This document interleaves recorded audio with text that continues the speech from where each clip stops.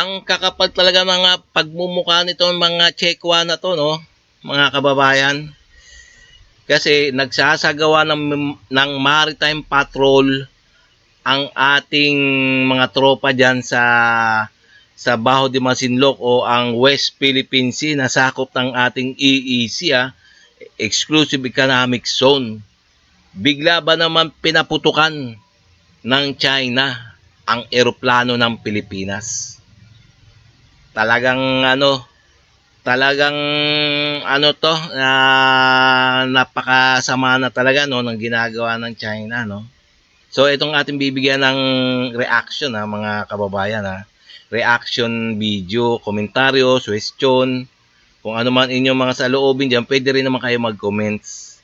Okay, no, so umpisa na natin, please, kung bago pa lang sa aking channel, siyempre paki-subscribe naman and like and share na lang, Okay, no, so and also please paki-subscribe din kay Ariel TV. Okay, no, so please like and subscribe lang muna. Okay, no, umpisa na natin. Magandang araw mga ka-Aerial Defense, may ibabahagi na naman ako sa inyo.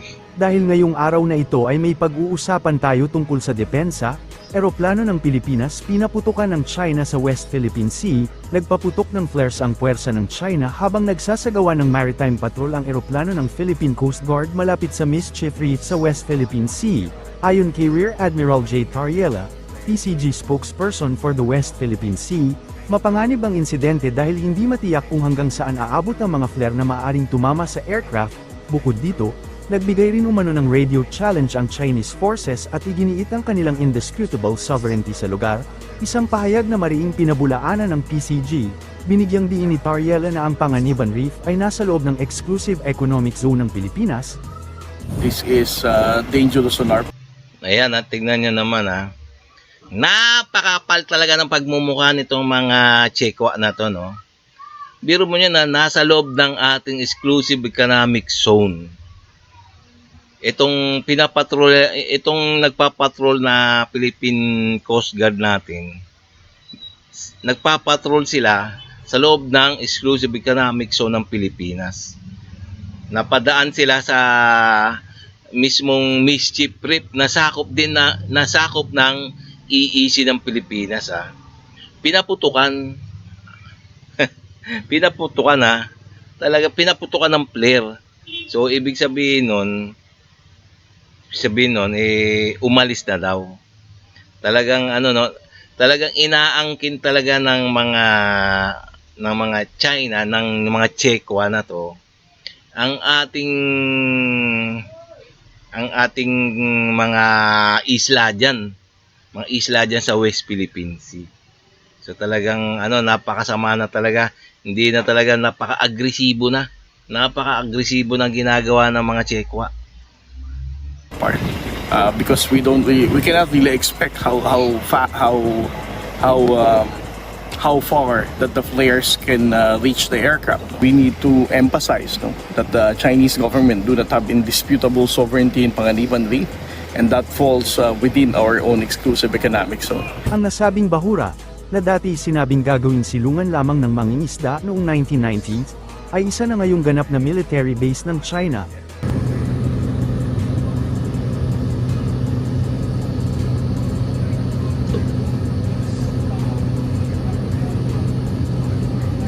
Biro mo niya, mga kababayan, gumawa sila ng artificial island yan sa loob ng ating Exclusive Economic. So napakalaki. Ganyan, talagang hindi yan nagpapaalam sa gobyerno ng Pilipinas. Talagang napakakapal talaga mga pagmumukha nito, no. Tingnan mo, dating sinabi nila noon na gagawa sila ng silungan lang ng mga mangingisda nila. Pero ngayon, talagang hindi na pagkakatiwalaan ang mga sinasabi ng mga Chekwa. Gumawa sila ng military base. Talagang makapal.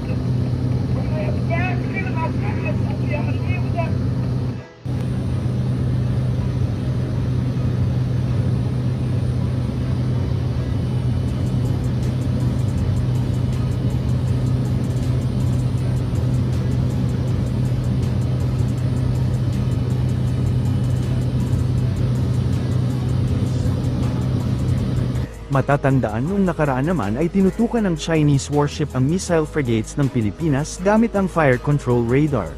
Inihayag ng Armed Forces of the Philippines na isang Chinese warship ang naglock ng fire control radar sa BRP Miguel Malvar, habang nagsasagawa ito ng patrol malapit sa Sabina Shoal noong ika-7 ng Marso, ayon kay Rear Admiral Roy Vincent Trinidad. Delikado at provocative ang naturang aksyon dahil maaari itong magdulot ng hindi pagkakaunawaan at tensyon sa karagatan. Agad namang nag-radio challenge ang barko ng Pilipinas, na sinunod ng Chinese vessel matapos nitong iurong ang radar. Matatagpuan ang Sabina Shoal sa loob ng Exclusive Economic Zone ng Pilipinas sa West Philippine Sea, na patuloy na pinagtatalunan ng Pilipinas at China. Sa kabila nito, tiniyak ng AFP na magpapatuloy ang kanilang mga patrol upang ipagtanggol ang soberanya at karapatan ng bansa, kasabay ng panawagan sa mapayapa at rules-based na resolusyon ng sigalot. Para sa mas madaming update tungkol sa ating depensa, huwag mo na rin kalimutan mag-like, share and subscribe. Pindutin mo na rin ang bell para updated kayo sa aking mga bagong video. Maraming salamat po. Ayan nakita nyo naman mga kababayan ang ginagawa ng mga Chekwa o ng China na talagang talagang gustong-gusto na lang sakupin ang ating teritoryo diyan sa West Philippine Sea. Pero hindi naman nagpapabaya ang ating pamahalaan na kusa na lang agawin ng mga Chekwa na to.